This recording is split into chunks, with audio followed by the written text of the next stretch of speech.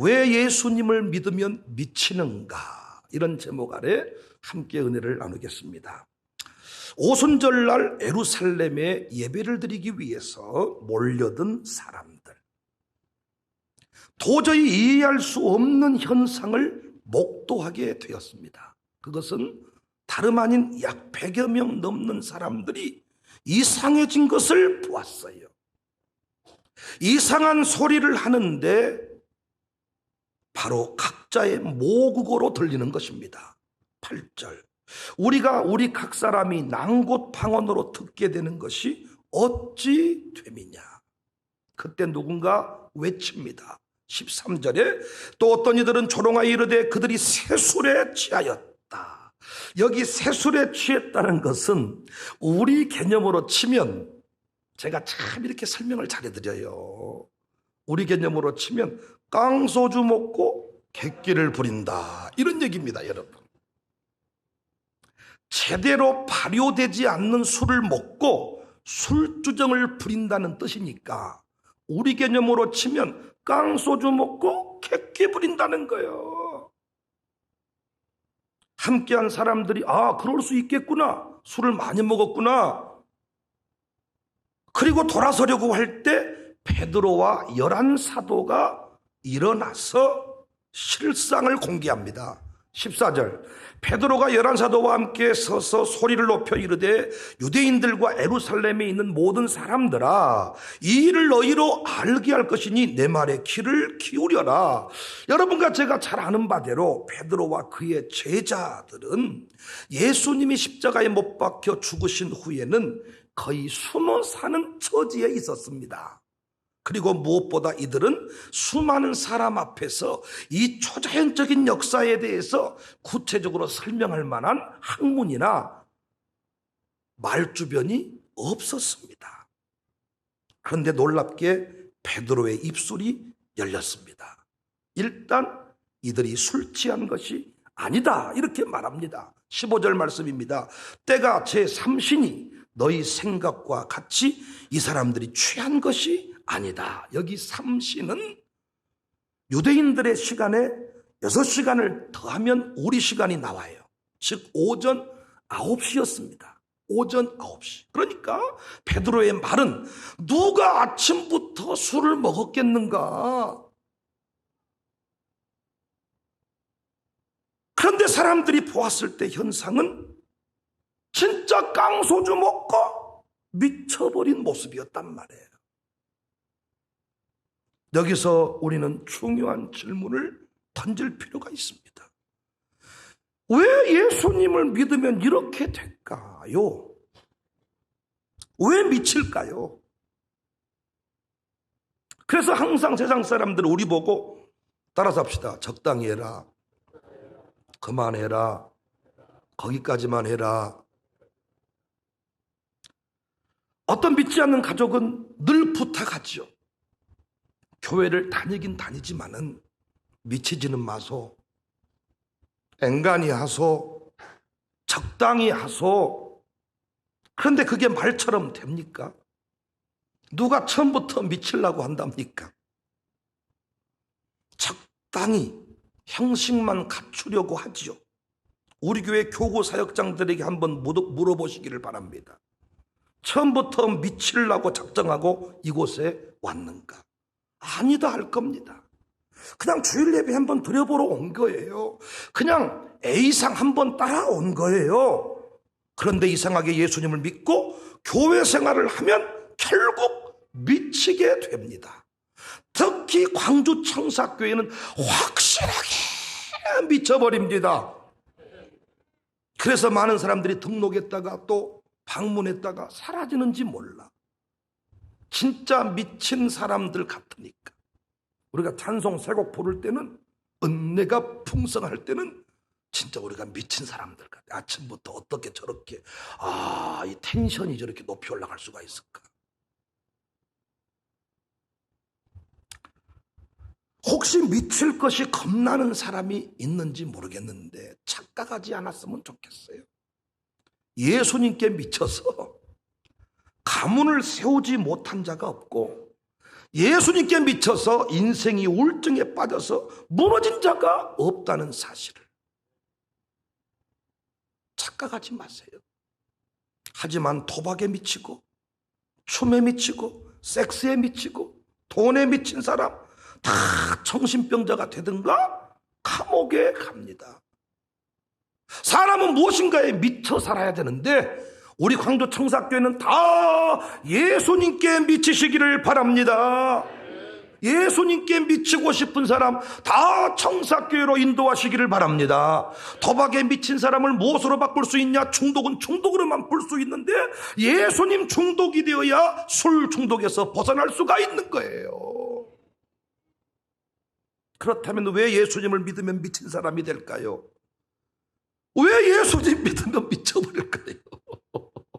왜 사람들이 그렇게 교회 등록하는 것을 두려워할까요? 미치지는 마소이, 적당히 하소이.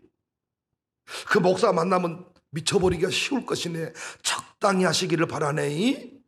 그래서 4층에 올라가서 멀찍이 뒤에 2층에서 또 은혜 제풀에서, 물론 4층, 2층 은혜 제풀에 드린 분이 적당이란 분이 아니고 일부러 이 자리가 남았는데도 끄트머리로 이렇게 기둥 뒤쪽으로 가시는 분들이 종종 있단 말이에요. 왜? 안 미치려고. 그러니까 특별 기도회 같은 데는 절대 나오면 안 되는 거예요. 나왔다가 잘못 걸려면 미쳐버리니까. 할렐루야.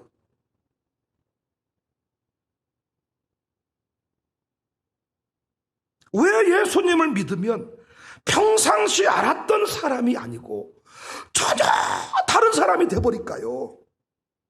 이게 낯설고 두려운 거예요. 왜 예수님 믿으면 미칠까? 첫 번째 이유는 성령님이 주시는 애연, 환상, 꿈 때문입니다. 17절 하나님이 말씀하시기를 말세에 내가 내 영을 모든 육체에 부어주리니 같이 말씀 받아요. 너희 자녀들은 애연할 것이요 너희 젊은이들은 환상을 보고 너희 늙은이들은 꿈을 꾸리라. 베드로는 분명히 밝혔습니다. 지금 이들에게 일어난 현상이 깡소주를 먹고 아직 숙성되지 아니한 싸구려 술을 먹고 술주정 부리는 것이 아니라 요엘서에 애연된 그 내용이 이루어진 것이다. 16절 이는 곧 선지자 요엘을 통하여 말씀하신 것이다. 여기서 애연, 환상, 꿈 요엘이 말한 거예요. 성령이 임하시면 애연, 환상, 꿈을 꾸게 된다. 이건 다 말씀을 통해 주시는 비전의 또 다른 표현들입니다. 비전이 무엇입니까? 하나님이 나를 통해서 이루시고자 하는 일이 비전입니다. 욕심과 욕망 비슷해 보이지만은 뿌리가 다릅니다. 논하는 수준이 다를 수밖에 없습니다. 더 놀라운 사실이 성령님의 역사가 특정인들에게만 제한적으로 일어나는 것이 아니라 남종과 여종에게 부어진다는 거예요. 18절 그때 내가 내 영을 내 남종과 여종들에게 부어주리니 그들이 애언할 것이요. 여기 남종과 여종, 고상한 자리에서 권력을 논하는 비서실장 정도를 말하는 게 아닙니다. 여기 남종과 여종은 그야말로 비참한 자리에서 노예로 살아가는 종들. 내일 일을 안 몰라요. 오늘 살지 내일 살지 몰라요. 아무런 소망이 없어 보이는 자들을 말합니다. 그런데 이들이 예수님 안에서 어느 날 차원이 다른 미래를 선포하게 된다는 거예요. 충격이지 않겠어요? 무색쟁이들이고 가난뱅이들이고 남의 허드렛 일 해주고 이렇게 무시당하고 살았던 사람인데 어느 날 갑자기 성령을 통하여 환상, 애연, 꿈 또 다른 차원의 현실을 뛰어넘는 그 동네 사람들이 이해할 수 없는 차원의 이야기를 해버린다는 것이지요. 갈릴리 사람이고 애국어를 배운 적이 없는데 땅끝 온 천하를 얘기하고 로마가 아닌 다른 나라 하나님의 나라를 얘기하고 살아갈 때 어찌 정상인이라 할 수가 있었겠습니까? 지금 광주 청사교회에 일어나고 있는 일들이 아닙니까? 지난날의 삶과 오늘날의 삶이 너무 다르지 않습니까? 우리 송은옥 집사, 김영진 송도 얘기를 제가 자주 했습니다마는 아마 가장 멀리서 오는 사람이 아닌가 싶어요.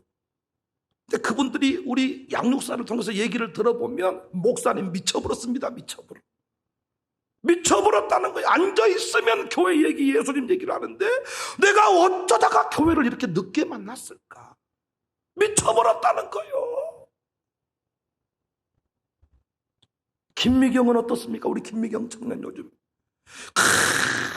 아주 그냥 쑥스러워서 나한테 직접 문자를 보내면 될 내용도 헌금으로 막 보내더라고요.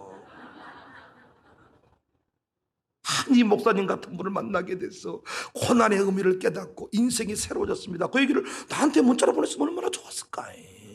내가 그날 헌금을 안 읽어줬으면 어쨌을까. 고백이 미쳐버리는 거예요. 우리 교회 젊은 양육사들 김수연 막 위성목 김수 내가 그 위씨 가문에 장흥의 그 위씨 가문에서 성목이 하는 짓거리를 보면 뭐라고 할까 그 어른들이. 그때 그 장례 당했을 때 우리가 한번 가봤는데 그 위씨의 그 유교 의식 강해가지고 다 그런 분들이더라고. 다 성목이가 예수를 믿어 미쳐버렸구만. 부인이 그 원래 부인이 먼저 미쳤대. 그러더니 같이 미쳐버리더라니까. 이렇게 막 되는 거예요. 김수연이가 우리 교회 양육사 원래 저런 사람이 아니야. 박시정이 오라 하면 오고 가라 하면 가고 나는 있지만 없는 사람입니다. 지금은 여봐라 박시정 정신 차려라. 다 김수연이가 까불지 마라 양육사에게. 미친 거요.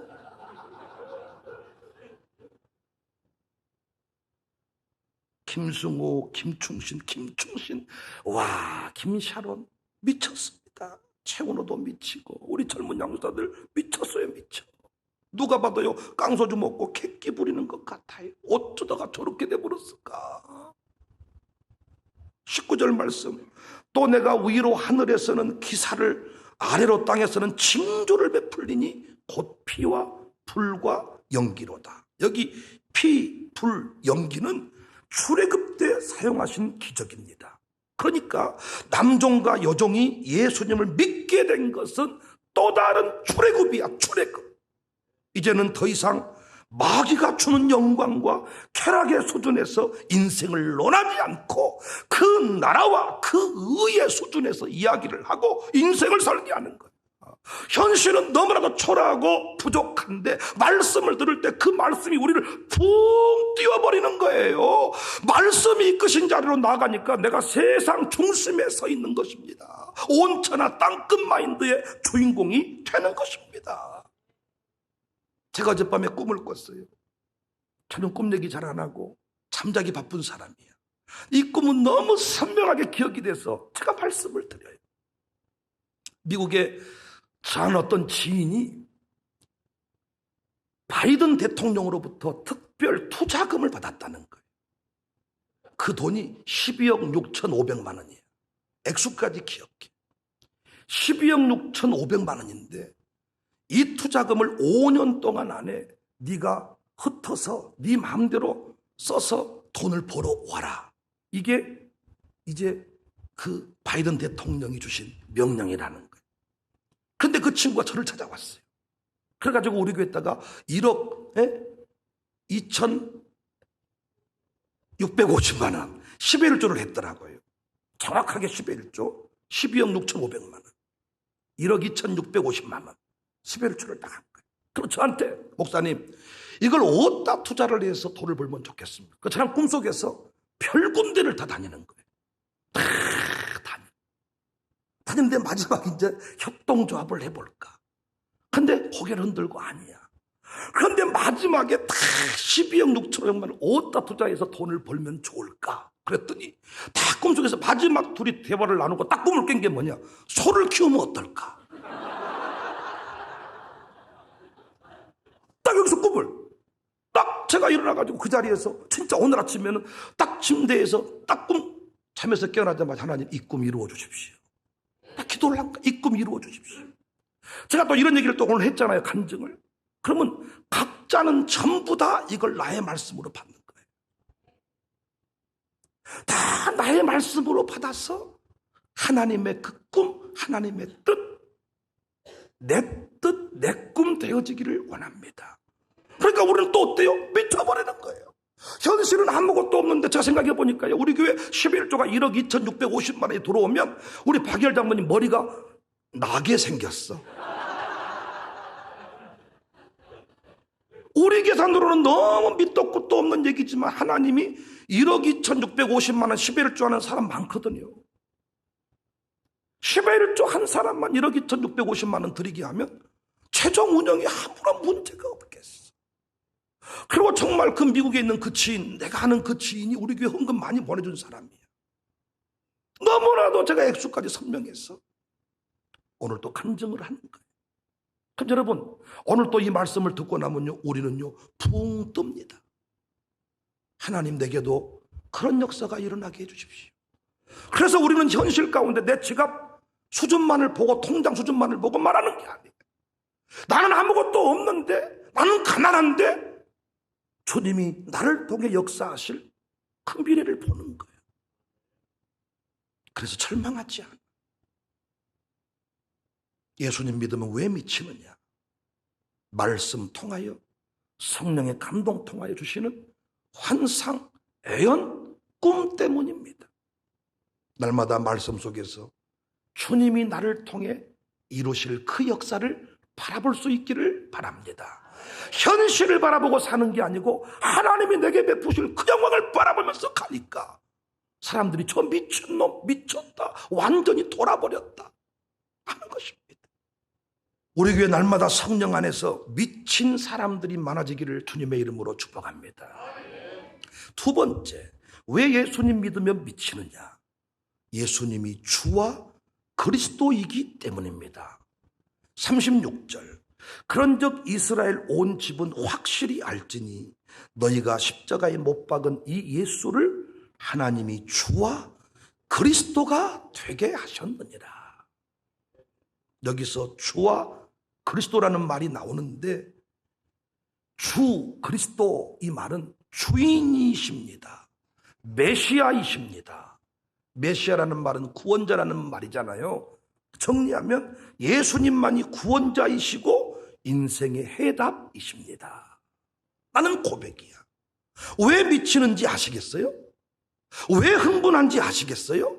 유일한 구원의 길이 예수님임을 알았기 때문입니다. 예수님 믿기 전에는, 이렇게 교회 등록해서 신앙생활 하기 전에는, 성령이 부어지기 전에는 다 그것인 줄 알았어. 다 그것인 줄 알았어. 불교도 캐톨릭도 공자도 맹자도 다 같은 말인 줄 알았어. 불교에서 말하는 뭐 유은의 사상이나 불교에서 말하는 다시 환생한다는 것이나 부활이나 다 그 말인 줄 알았어. 그래서 제발 싸우지 말고 사이좋게 삽시다, 뭐 이런 말인 줄 알았는데 믿고 보니까 그게 아니야. 알고 보니까 속아버린 거야. 속고 산 세월이 너무도 아깝고 허망한 것이지요. 문제는 여전히 우리 주변에 속고 있는 사람들이 많다는 거예요. 대진머리 앞에 빌고 있는 사람들을 볼 때마다 막 우라통이 치미는 거예요. 그래서 우리가 미치는 것입니다. 베드로도 그래서 미쳤습니다. 보고 들은 것을 말하지 않을 수 없다. 그가 생명의 길이다. 28절, 주께서 생명의 길을 내게 보이셨다. 생명의 길, 이 길만이 생명의 길이다. 이 길만이 영광의 길이다. 내게 생명의 길을 보이셨다. 사도행전 4장 12절에 다른 이로서는 구원을 받을 수가 없다. 여러분은 왜 오늘 또 예배하십니까? 이 찌는 듯한 무더위 속에서 코로나가 창궐하고 4단계, 3단계, 2단계 난리를 치는 이때에 여러분은 왜 이 자리에 오셨습니까? 담임 목사의 눈치를 보고 오셨습니까? 아니면 어떤 이익 때문에 정치하려고 오셨습니까? 지금 그럴 때가 아니잖아요. 가정교회 운영 때문입니까? 지금 뭐 가정교회 후반기 이제 시작해가지고 별로 중요하지 않잖아요. 후반기나 가야 또 열심히 나와가지고 또 나오고, 지금은 뭐 점수 관리 안 하시잖아요. 근데 왜 이 자리에 나오셨냐고. 왜? 우리가 살 수 있는 유일한 길임을 알기 때문입니다. 지금 교회가 당황하고 있는 것은 교회가 사는 유일한 길인 예배를 양보해버렸기 때문에. 교회가 유일한 길이 뭐냔 말이에요. 장례식 가운데 위로할 수 있는 최고의 장치가 뭐냔 말이에요. 장례 중에 함께 예배할 때 하늘로부터 은혜가 내려오거든요. 그 은혜로만 위로가 되는 거야. 그래서 제가 우리 양손 부탁을 드린 거야. 또. 장례 예배 빠지지 마라. 말로 돈 5만 원, 10만 원 부익금 보내면 그것이 끝이냐? 지금도 우리 양성들 중에 이런 의식이 없는 사람들이 있더라고요. 소방관들 보세요. 경찰관들 보세요. 군인들 보세요. 다 동료가 죽으면요, 정복 입고 와가지고 쫙 자리를 지켜주잖아요. 여러분과 제가 그 가정에 위로해 준다는 것은 하나님께 온전히 예배함으로 그곳에 성령의 임재가 있게 하는 것 아닙니까? 그런데 아직도 이런 개념이 잘 없어. 교회가 이걸 양보해 버렸습니다. 그래서 지금 당황하고 있는 거 당황하고 있는. 세라젬 의료기를 파는 사람은 우리 교회 한미숙이라는 사람이 세라젬 의료기를 팔아요. 좀 많이 좀 해주시기를 바래요. 허리가 다 굽어진 사람들은 세라젬 다 하셔야 돼. 세라젬으로 허리가 쫙 펴지죠 다. 할렐루야. 그런 것은 허리 굽어진 것은 기도받을 필요도 없고 세라젬 의료기 하시면 되는 거예요 다.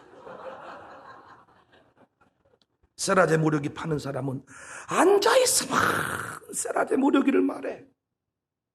근데 내가 좀 이해가 안 가는 것은 한미숙 이분이 세라젬 의료기 본부장급인가 되는데 자기 집에는 없다 그러더라고. 내가 봤을 때 약간 사기꾼이 아닌가. 나도 그 말 듣고 샀는데 집에 할부로 그냥 6년 할부인가 5년 할부인가 아주.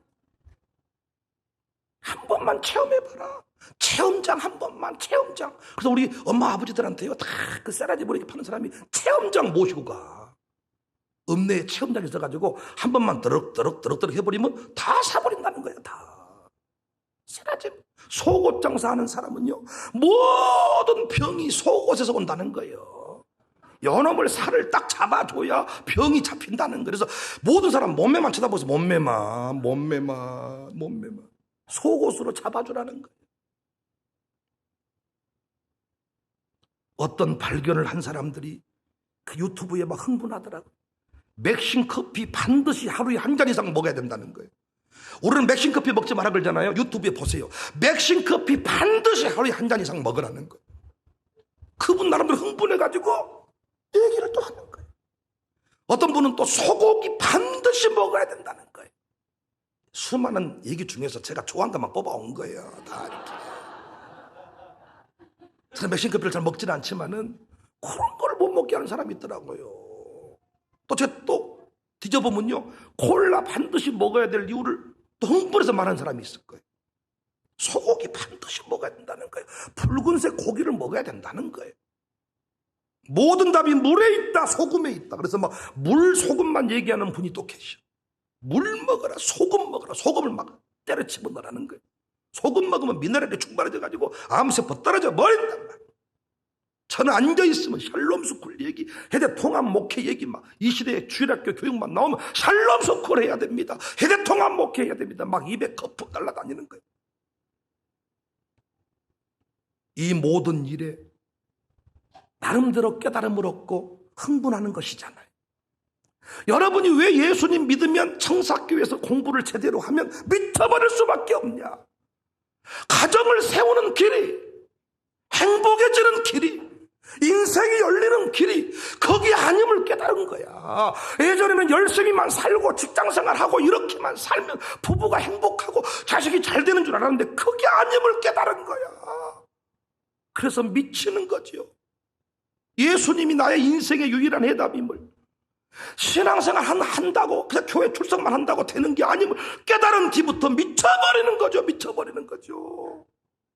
예수님 나의 인생의 소망, 예수님 나의 인생의 소망, 예수님 나의 인생의 소망, 예수님 믿고 살겠네, 예수님 나의 인생의 해답, 예수님 나의 인생의 해답, 예수님 나의 인생의 해답, 예수님 믿고 살겠네.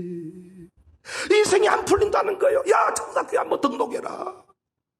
야 왜 이렇게 나는 신앙생활 한다고 하는데 뭐가 안 되냐? 똑바로 안 믿어서 그런다.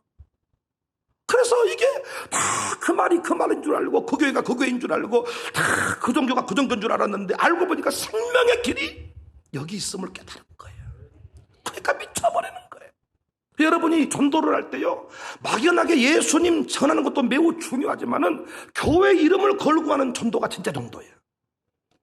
그 전도가 진짜인 것은 여러분이 이곳에 와서 예수님 만났고 이곳에 와서 인생이 뒤집어졌다는 거예요. 뒤집어졌다는 거야. 그래서 청사교회에서 내가 인생이 변화되었습니다.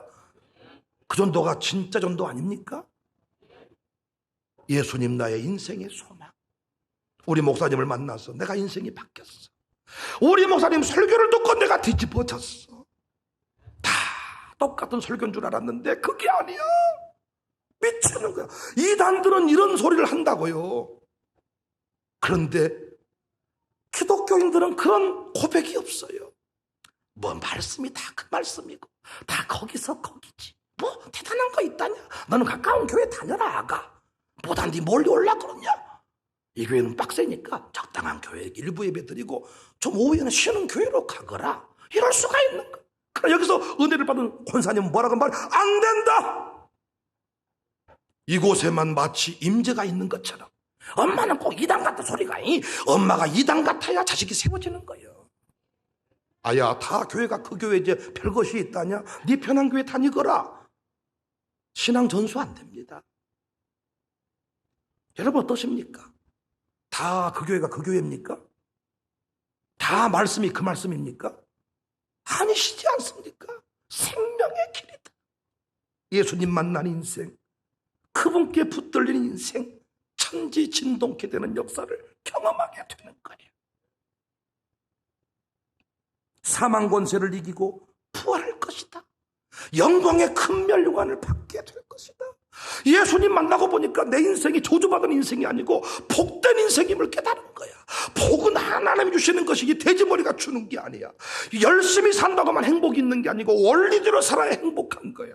새벽이 옛날에는 힘든 줄 알았는데 새벽에 영광이 있어. 새벽에 기쁨이 있었어. 내가 이걸 잘 몰랐다. 11조 헌금 이거 부담스럽고 목사가 돈 만들려고 하는 소리인 줄 알았는데 11조 헌금을 하고 보니까 내가 물질을 다스리는 힘이 생겼어. 그래서 그때부터 깨달은 거야. 5대 신앙을 깨닫고 나서 목사가 흥분하는 것처럼 5대 신앙을 전수해 다시 부흥이 옵니다. 선조들이 했던 말이 다 옳습니다. 이걸 깨달아가지고 이걸 깨달은 선생님이 아이들한테 하는 소리는 다릅니다. 이걸 깨달은 양육사는 양육원들에게 가정교회 식구들에게 하는 말이 다릅니다. 이거 없이 때가 되니까 양육사가 내가 때가 되니까 교사식당이 되니까 감동이 없는 거예요. 여러분과 제가 미쳐 살아야 할 줄로 믿습니다. 다 세상 사람들은 무엇인가에 미쳐 살아요. 낚시에 미치고 다 미쳐 사는 겁니다. 우리 누구에게 미치자? 예수님께 미치자. 예수님이 인생의 답임을, 예수님이 우리 인생의 해답임을, 광주 청사교회가 인생의 해답임을 누구든지에게 전할 수 있기를 주님의 이름으로 축복합니다. 할렐루야. 우리 교회 예수님 믿고 청사교회 등록한 이후에 미친 사람들이 많아지기를 주의 이름으로 축복합니다.